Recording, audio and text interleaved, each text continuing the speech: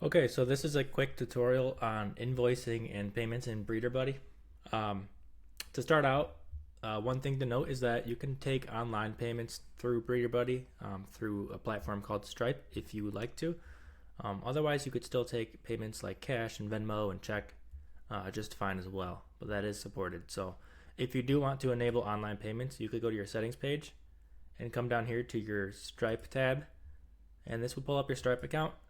If you didn't already have one set up, you could go to your Stripe dashboard, this button right here, and that'll walk you through setting up a Stripe account.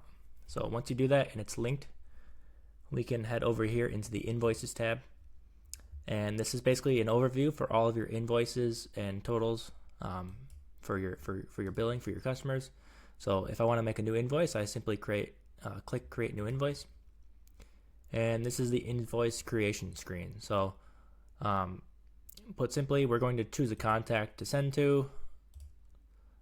We could optionally associate a dog with that invoice. So let's just say we'll toggle this off. I'll just pick a random dog there. When I assign the dog to the invoice, it's going to ask if I want to set the owner of the dog that I chose to the person that I picked out for the invoice, just kind of like a smart check that it does in the background. For the purpose of this demo, I'll just hit no, but that kind of helps keep your records up to date. And then from there, I could just give the invoice a title. So I could say like puppy go home as an example, and this could be for like the final payment of the puppy. I could optionally enter a due date, and then I could select the type of invoice. I'll just leave it at general, but I could specify that it's a deposit or for something else if I wanted to. And then I could come down here and basically add a line item to as many line items as I want to the invoice.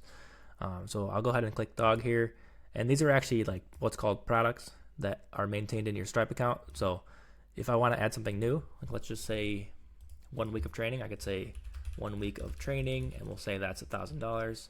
I could add an optional description, and then I could also apply a tax rate, which is another thing we'll go through. In a nutshell, the tax rate is a tax rate that you set up in Stripe, and once it's set up, you could just check to apply it here.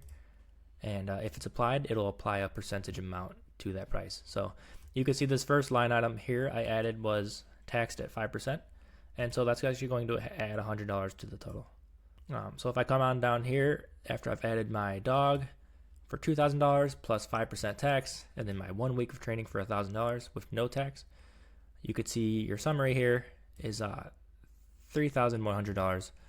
And then a cool thing about BreederBuddy's invoicing system is that if the customer has already paid a deposit, you could see it'll actually suggest to you to apply a credit to that invoice. So if you like to take payments up in multiple parts, BreederBuddy will pick up on that and suggest to you that you could apply that deposit that they've paid as a discount. So it just helps with not forgetting it in the invoice. So I could go ahead and hit save here. And again, this is kind of another one of those smart checks that the app does behind the scenes. Since we're essentially tying this dog to an invoice and sending out the invoice, the app's going to ask if you would like to set the dog's status to reserved, given that this person's paying for the dog. You could also set it to went home if you're making this invoice kind of like right as they're going home. And then the sale price is set to whatever the invoice was set to. So I could go ahead and skip this for now.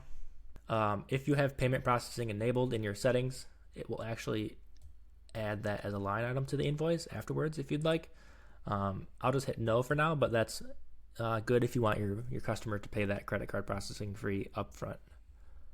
And then here's the set owner update. I'll just hit no again. And then lastly, it's going to ask if I actually want to send the invoice to the customer. So if you just want to build an invoice and have it exist, you don't have to send it. You can just hit no, but I'll go ahead and send it so that we can see what it looks like. And then I'm going to pause real quick and pull it up so that I can show you what it looks like. Okay, so this is what the invoice email looks like from the puppy buyer side. This would be branded towards your own organization, so it would contain your logo, your kennel name, and this says "Hi Keith" as an example. This would obviously be their first name, and it says you've received an invoice from your kennel name. To review and pay it, click here. And so the customer would click here. It pulls up the app. They could see the dog that you've assigned to them as an owner. Just basic attributes are shown. They can view any invoices that have been issued to them. and then they could see your alternative payment methods. So if you say, hey, you could pay me through Venmo instead of online to avoid that fee, they could do that. They could click this button and pay through Venmo. And then they could also sign any contracts and download any media you've shared with them under their profile. So, so that one that we just created, the puppy go home invoice, I could go ahead and click pay online as a buyer. And that pulls up the checkout session with Stripe.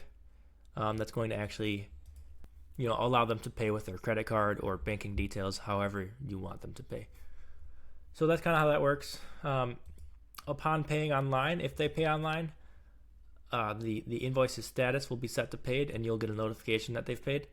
Otherwise, you could go back into the invoice. If you've taken cash, you could click the log manual payment button, and this will basically just allow you to say, hey, they paid cash. Maybe they only paid half. You could specify that, or maybe they paid through Venmo.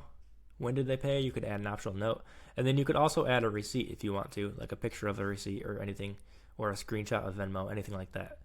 And so I could log that this has been manually paid. And there we go. We could see the invoice has been paid in full, 100%.